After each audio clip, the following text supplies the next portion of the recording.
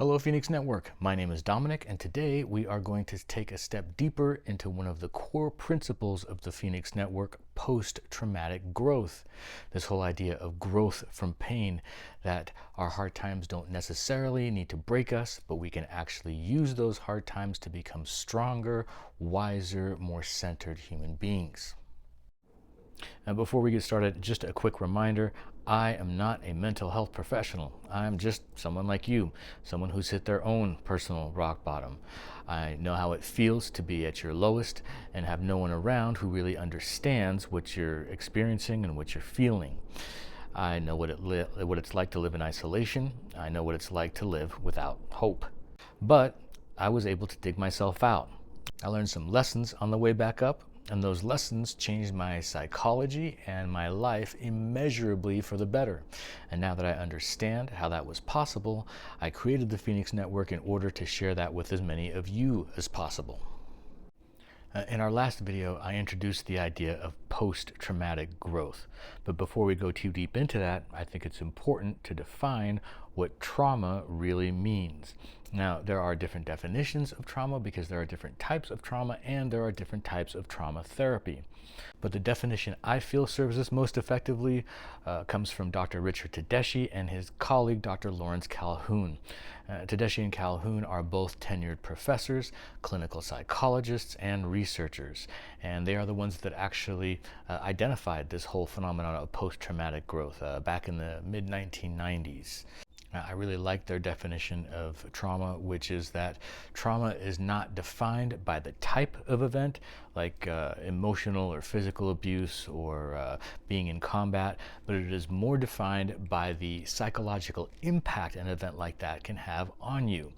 I like this definition because it is not event dependent. In other words, what may be traumatic for me may not necessarily be traumatic for you, and vice versa. Now, this definition is not unique to the post-traumatic growth model. It is shared by many other clinical psychologists and psychological disciplines. Now, because trauma isn't just event-based, does that mean that anything and everything we find upsetting can be considered trauma? Well, no, it does not, because Tedeschi and Calhoun go on to say that trauma is anything that breaks or challenges our core belief system. So now we naturally have to ask, well, what is our core belief system? And we'll get much deeper into that in future videos, but for now, let's just think of our core belief system as anything that challenges our deeply held beliefs about ourselves and the world that we live in. Our deeply held beliefs. So I'm not talking about the things that you can tick off the top of your head. I'm a good person. I love my wife. I'm talking about attitudes and ideas so deeply ingrained in us, we don't even really know that they're there because they're actually subconscious. Beliefs about the kind of people we think we are. The world we live in and how we believe it operates. What our futures may hold for us. Now, like your heartbeat or your breathing, these beliefs run in the background. We don't usually spend a lot of time thinking about them because they are so deeply ingrained, they're practically invisible to us. Now, these deeply buried convictions are a massive part of what define our personalities. So when these beliefs are challenged, when they are contradicted, when they are outright broken, well, that is our definition of trauma.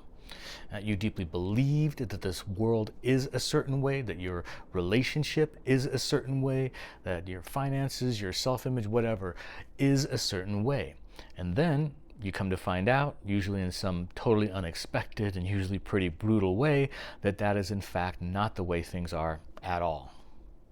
So this thing happens. It essentially breaks the way that you thought that the world worked, and now you have this really uneasy feeling of, well, now I have no idea what to believe anymore.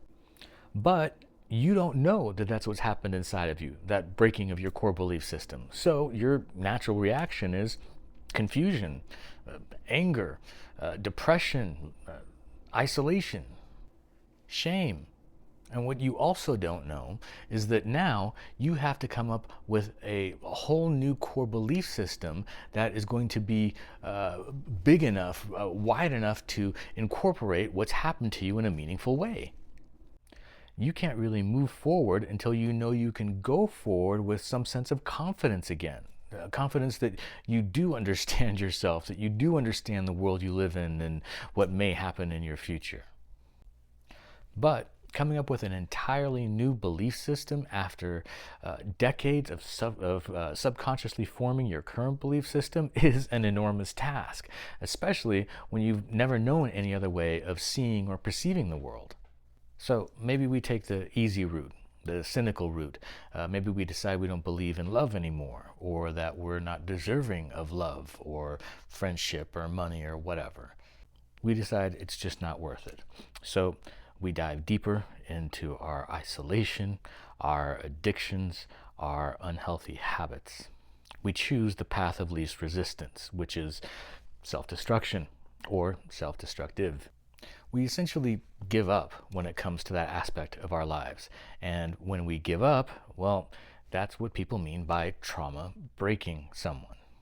But it doesn't have to be this way. We've all heard stories about people who have experienced incredibly horrific things, yet those experiences actually transformed them into incredibly powerful people. It gave them a new reason to live. Stories about the gangbanger who became an activist for his community, the mother who lost their child to drunk driving, who ended up becoming a champion for the cause and ended up saving thousands of lives, the addict who became a beacon of hope for others around him. These positive story outcomes are out there too. They just don't get as much attention as the negative stories that we hear far too often. So through this lens, it's easy to see that yes, trauma can indeed break us, but it can also make us. Either life changes our core beliefs for us, or we change our core beliefs for ourselves. It's a question of self-empowerment. And choosing to have an active part in changing your core beliefs is, first of all, a very noble thing to do, but it's also a very difficult thing to do.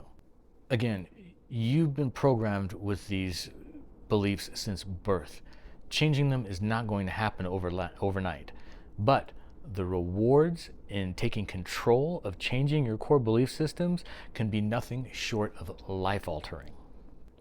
So now that we have talked about the definition of trauma, I would like to quickly touch on the dangers of attaching your identity to your trauma, using it as part of your personality to get sympathy or make excuses, whatever. That's an ugly road, guys. Definitely one we want to avoid. The path of integrating your trauma into your personality leads to victim mentality. It leads to making excuses. It leads to wallowing in self-pity. Advertising your trauma to get attention or sympathy will only serve to keep us in the rut we're supposedly trying to get out of. Our goal is to become stronger and wiser, not to be coddled or get attention or because we see ourselves as weak. Holding on to it, exploiting your situation for attention or sympathy will never make you feel better. We want to get beyond our trauma. And when I say beyond, I mean that in the wake of our trauma, we want to be able to figure out how we can chart a path towards growth. And you can't get there by watching a few videos or reading a few books or consuming all the self-help advice in the world or wishing on a star. It takes work, it takes patience, it takes honesty, the hardest kind of honesty, honesty with yourself, about yourself. And it takes a willingness to confront the pain, see it for what it is, accept it, and the willingness to go through it. But again, if you stick with it, it is possible for you to rebuild that core belief system, develop a new mindset, a stronger, more resilient way of being. And in doing so, you can come out of this operating at an even higher level than you were before your hard times hit. A better, more capable version of you. So, in the aftermath of trauma, what is it that leads some people to take one path rather than the other? What makes the difference in what path we take? Can we consciously choose to grow rather than be destroyed? We're going to explore that more in our next video, but for now, just give yourself some time to think about this idea of your core belief system, your subconscious value system, how it may have been broken, and the possibility of not just fixing it, but actually strengthening it, or even changing it into something entirely different. I will make you this promise. If you take this journey, at some point, you are going to realize deep down that you do have the power and the capacity to affect drastic changes in your psychology and in your life. Watching this video and thinking about these concepts on your own is your first step in that direction.